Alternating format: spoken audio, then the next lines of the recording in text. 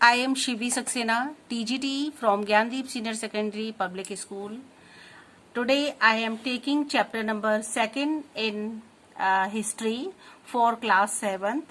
Students, ये chapter हमारा already finish हो चुका है.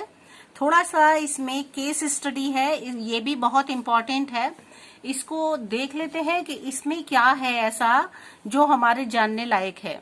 जितना भी हम चैप्टर में पढ़ चुके हैं अभी तक उसी से रिलेटेड है आपका इस केस स्टडी में. थोड़ा सा वो जो डायनेस्टीज थी जो कि बहुत इंपॉर्टेंट डायनेस्टीज हुआ करती थी, न्यू किंग्स एंड किंगडम्स इसका चैप्टर का टाइटल है. तो कौन कौन से न्यू किंगडम्स थे, कौन कौन से किंग्स थे, ये अभी आप इस चैप्टर में ऑलरेडी पढ़ चुके हो. तो थोड़ा सा और ज्यादा कौन सी पावरफुल डायनेस्टीज हुई उनके बारे में हम इसमें देख लेते हैं. तो स्टूडेंट्स, केस स्टडी में सबसे पहले चोलास के बारे में बताया है, जो चोला डायनेस्टी थी. तो जो चोला डायनेस्टी थी वो बहुत पावरफुल थी साउथ इंडिया की. ये बात है फर्स्ट सेंचुरी से थर्ड सेंचुरी सीई तक, और इसमें बहुत सारे ऐसे इम्पोर्टेंट काम हुए जिससे कि ये डायनेस्टी आज भी जानी जाती है. बहुत इम्पोर्टेंट टाइम था ये. काफी पावरफुल डायनेस्टी बनी ये, जिसने कि राज्य किया. और आगे चल के ये जो डायनेस्टी थी, ये क्लासिकल डायनेस्टी, ये पीरियड था. इस डायनेस्टी की वजह से इसको classical dynasty south Indian history में बोला जाता है, क्योंकि इसमें बहुत सारे उतार चढ़ाव आए. लेकिन 400 इयर्स तक काफी इन्होंने, इनका जो टाइम पीरियड था, उन्होंने जो सेंचुरीज थी उसमें इन्होंने अपना जो काम दिखाया वो बहुत ब्रिलियंट डायनेस्टी के रूप में इनका काम आगे बढ़ता चला गया. फिर जो ग्लोरियस चोलास थे उसमें जो नाम थे इम्पोर्टेंट, वो थे राजेंद्र चोला और उनका पुत्र था जो था राजा चोला, जिसका पुत्र था उसका नाम था राजेंद्र चोला.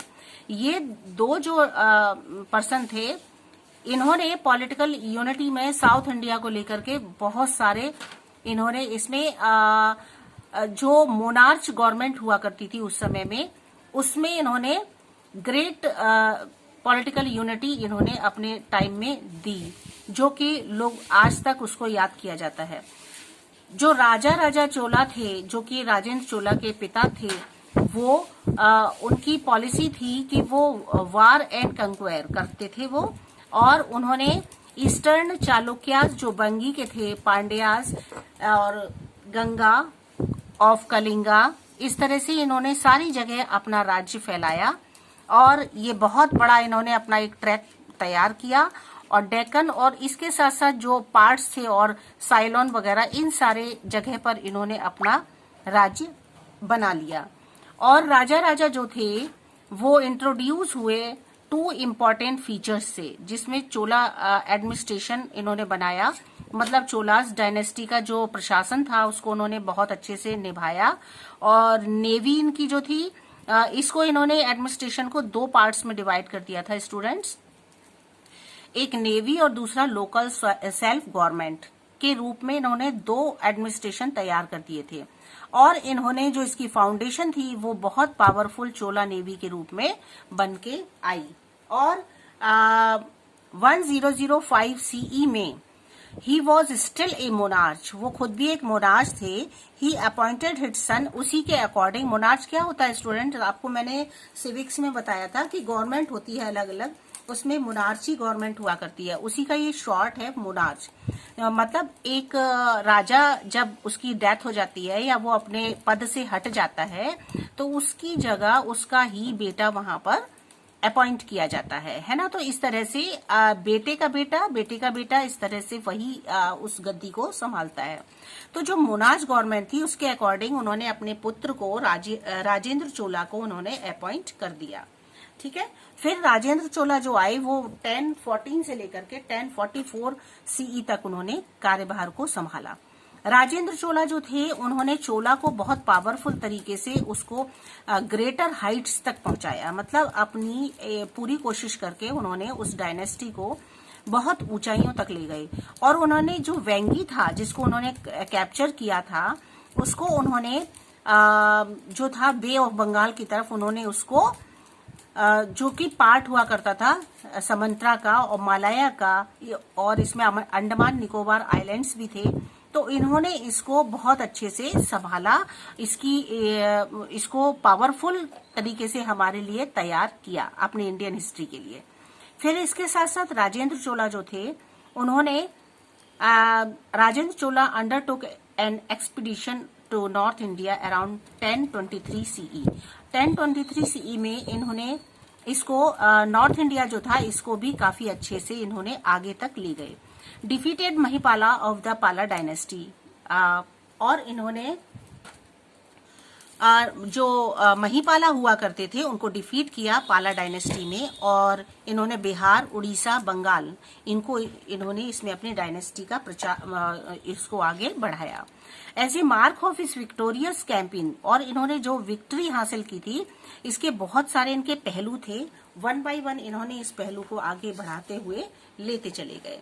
और इसके साथ साथ ही इज सैड, वो कहा करते थे कि to have carried water from the Ganga to his new capital. वो वहां से वाटर लाए थे, गंगा का पानी और गंगा का जो जल था उन्होंने अपनी नए कैपिटल के लिए वो लेकर आए, जिसको कहा गया था Gangaikonda Cholapuram. He also assumed the title of Gangaikonda, और इन्होंने खुद ही इसका नाम रखा था, एज्यूम किया था इस टाइटल को गंगे कोंडा, जो क्या था गंगा को के नाम को थोड़ा सा चेंज करके इन्होंने उसके नाम पर इसको बनाया था। Rajendra Chola's defeat of the Srivijaya kingdom, the present day island of Sumatra, जो कि सुमात्रा जो आपका आइलैंड है सुमात्रा, उसका प्रेजेंट डे में आज के समय में वो वहीं पर है। पहले समय में ये श्री विजय के नाम से, किंगडम के नाम से जाना जाता था राजेंद्र चोला के टाइम में। वो उससे डिफीट उन्होंने किया। made the ruler of the southern eastern island kingdoms keen to have friendly relationship with them, और उन्होंने उनके साथ में, उस किंगडम के साथ में उन्होंने आइलैंड का जो किंगडम था उसके साथ में उन्होंने बहुत अच्छे मित्र जैसे व्यवहार बना लिए। He is said that king Surya Varma, और वो उन्होंने कहा कि जो सूर्य वर्मा थे वहां के किंग थे, जो सूर्य वर्मा फर्स्ट थे कंबोडिया के, send a chariot as a present to Rajendra Chola. उन्होंने उनको एक चैरियट के पद पर उन्होंने राजेंद्र चोला के सामने उनको पेश किया, प्रेजेंट किया अपने सभा के लिए। बाय द 30th सेंचुरी में Chola power was once more and on the decline. इस तरह से जो चोला पावर थी, शक्ति थी, वो धीरे धीरे जो थी, क्योंकि वो अब काफी उन्होंने बहुत सारे पावरफुल तरीके से उसको आगे बढ़ाया था, लेकिन 30th सेंचुरी में आते आते वो जो चोला डायनेस्टी थी उसकी पावर जो थी वो धीरे धीरे डाउन होने लगी। The Pandyas defeated the Cholas and rose to power. फिर क्या हुआ, जो पांड्यास थे, पांड्या डायनेस्टी जो थी, जो आपको प्रीवियस लेक्चर में आपको बताया था, तो पांड्या डायनेस्टी ने चोलास को जो था उन्होंने हरा दिया और अपना जो डायनेस्टी थी उसको पावरफुल तरीके से सामने रखा। The fall of the Cholas was aided by invasion of the Delhi Saltanat. जो दिल्ली की सल्तनत थी उसमें जो चोला डायनेस्टी की जो डिफीट हुए थे, वो ये बहुत इंपॉर्टेंट चैप्टर माना जाता है 1310 में। And the rise of the Vijayanagar and empire in Karnataka, और उन्होंने अपने आप को विजयनगर ऑफ कर्नाटका में है वहां का, वो वहां पर उसके एम्पायर बन गए। फिर इसके साथ साथ बेटा केस स्टडी में आपको कुछ स्पेशल फीचर्स भी दिए हुए हैं जो चोला गवर्नमेंट के। कहने का मतलब यह है कि आप चैप्टर तो पढ़ चुके हो, लेकिन केस स्टडी में कुछ ऐसी इंपॉर्टेंट डायनेस्टीज को लिया गया है जिसको कि हमें याद करना जरूरी है, ठीक है। तो चोला गवर्नमेंट जो थी उसके स्पेशल फीचर्स कौन कौन से थे, मतलब कौन कौन सी ऐसी इंपॉर्टेंट चीजें थी जिनको कि हमें याद करना जरूरी है। तो सबसे पहले उनका जो प्रशासन था, एडमिनिस्ट्रेशन था, वो बहुत अच्छा था। ये आप ऑलरेडी पढ़ चुके हो कि राजा जो थे उन्होंने चोला को बनाया था डायनेस्टी को, और इसके एडमिनिस्ट्रेशन को बहुत अच्छे से चलाया था। और उनके अंडर में ही चोला जो डायनेस्टी जो थी preferred a highly organised administrative system with a strong centre. जो था एडमिनिस्ट्रेशन जो था यहाँ का एक सेंटर पॉइंट बन गया था स्ट्रांग रूप से, और उस प्रशासन को सभी जो है प्रीफर करते थे। but the autonomy of village assemblies was also protected and nurtured.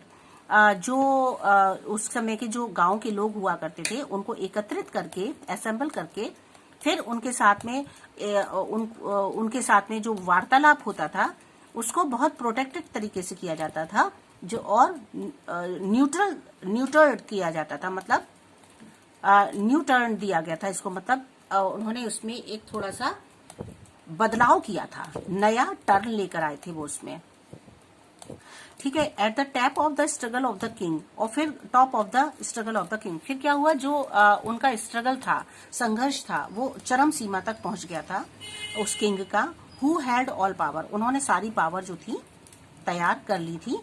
Entire kingdom was divided into 2 categories, इस तरह से फिर आगे चल के उनका जो किंगडम था वो 2 पार्ट्स में डिवाइड कर दिया उन्होंने उसको कैटेगरीज में। Area governed bye vessel chiefs and those directly under the king, जो उनका उनका जो एरिया था उसको उन्होंने डायरेक्टली किंग के अंडर में तैयार किया था। The part of kingdom was directly under the king was divided into 6 provinces, और उन्होंने उसको फिर आगे चल के 6 प्रोविंस में, क्षेत्रों में उस किंगडम को डिवाइड किया था।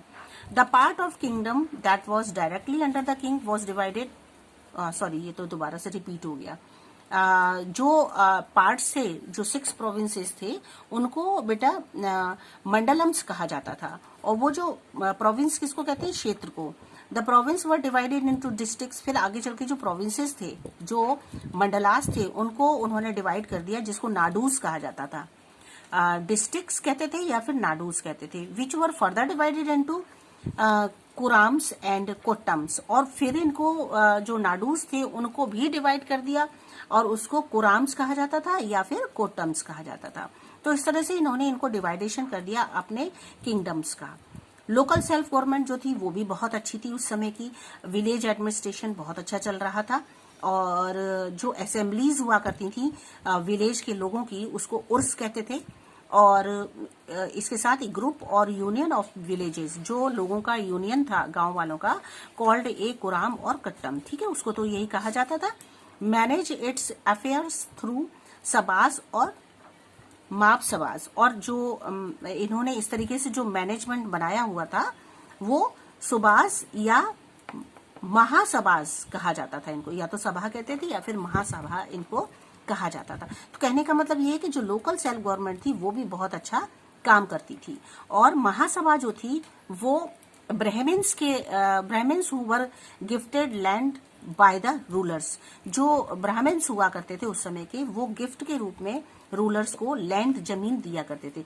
दे हैड एक्सपेंसिव पावर, उनके पास बहुत सारी ताकत थी, पावर थी, और जो सभा हुआ करती थी वो रॉयल ऑफिसर्स उसको कंट्रोल करते थे, कॉल्ड अधिकारीज, उनको अधिकारी कहा जाता था। Students, elections were held every year by casting votes, हर साल। आज तो हमारे जो हमारी कंट्री है उसमें जो टाइम पीरियड है इलेक्शन का वो हमारा 5 इयर्स का कर दिया गया है, लेकिन जब अधिकारी या आपकी सभा महासभा हुआ करते थे उस समय में टाइम पीरियड 1 ईयर का था। तो उन्होंने हर 1 ईयर के बाद में कास्ट को इलेक्शन को उन्होंने जरूर कराया जाता था। इस तरीके से जो सभा हुआ करती थी डिफरेंट कमिटीज हो गई थी, उसमें डिफरेंट एक्टिविटीज हुआ करती थी। मेंबर्स जो थे वो कमिटीज के लिए बहुत सारा काम करते थे, बहुत अच्छा काम करते थे, और 8 कमिटीज डील की जाती थी वेरियस एस्पेक्ट्स ऑफ एडमिनिस्ट्रेशन के लिए। For example gardens, irrigation, cultivation, education, land, roads, है ना, जुडिशियल, अकाउंट्स, ये सारी वो चीजें थी जिनके के लिए ये एडमिनिस्ट्रेशन में काम किया करते थे। और सभी विलेज जो थे वो एक ट्रेजरी होते थे of its town. Treasury means जिसमें कि कलेक्शन किया जाता था मनी का, और उससे कोई अच्छी चीज का शुरुआत की जाए, ठीक है। तो इस तरह से इसमें आपका लोकल सेल्फ गवर्नमेंट कार्य करता था। इरिगेशन जो था बहुत अच्छा था, क्योंकि उस समय में वेल प्लान्ड सारे काम किए जाते थे, और rocky hollows were used to make artificial lakes, उन्होंने बहुत सारे तरीके से एग्रीकल्चर करते थे, चाहे उन्हें आर्टिफिशियल लेक्स बनाने पड़े, और इस तरह से वो एम्बैंकमेंट्स भी बनाए उन्होंने, जो कि उनके इरिगेशन में बहुत ज्यादा काम उससे चला। The one of the Gangaikonda Cholapuram is around 26 kilometre long. और उन्होंने जो गंगेकोंडा चोलापुरम बनाया था, जो आपने ऑलरेडी पहले देखा है, अभी पढ़ा था, 26 किलोमीटर के अंदर वो बना हुआ था। और जो डेम्स होते थे वो भी across the Kaveri, like the Kallanai in Tanjore, grand anicut at store water for irrigation. कहा था यहां से वो वाटर लेकर के इसको स्टोर करते थे, किसके लिए? इरिगेशन के लिए। और उन्होंने इस तरीके से जो भी लेक्स रिवर्स के द्वारा वाटर लिया था उससे बहुत अच्छा एग्रीकल्चर वो करते थे। ठीक है, तो आप इसमें देखा, फिर आप देखो इसमें एक रेवेन्यू है, आर्मी एंड नेवी है। That is the end of your chapter. Okay, revenue means कर्ज, वो किससे लिया करते थे? तो वो मेन रूप से जो रेवेन्यू हुआ करता था, मेन सोर्स जो था वो लैंड था, मतलब जमीन।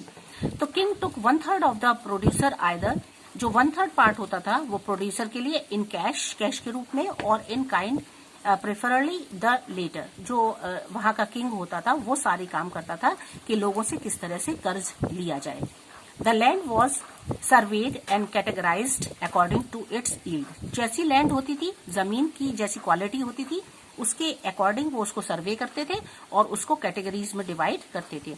Officers were strict in the collection of revenue. और अगर उन्हें जो उनका रेवेन्यू होता था उसका कलेक्शन करना पड़ता था, मतलब लेना होता था लोगों से, तो वो ऑफिसर्स जो होते थे बड़े स्ट्रिक्ट होते थे। वो हर चीज में अपना स्ट्रिक्टली सारा उनको जो रेवेन्यू होना था, लेना होता था, वो उसको अच्छे से निकाल लेते थे।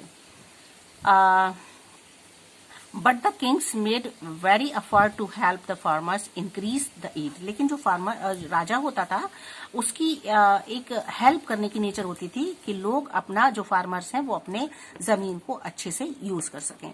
Other taxes imposed including professional tax, और दूसरे जो टैक्सेस हुआ करते थे उनको एक प्रोफेशनल टैक्स के रूप में यूज किया जाता था, जैसे कि ट्रेड, फॉरेस्ट, मीन्स जो माइंस होते थे, इरिगेशन, सॉल्ट, इन सारे कामों के लिए वो प्रोफेशनल टैक्स का में यूज करते थे। तो इस तरह से ये जो था state expenditure was mainly on maintaining the rules and their families.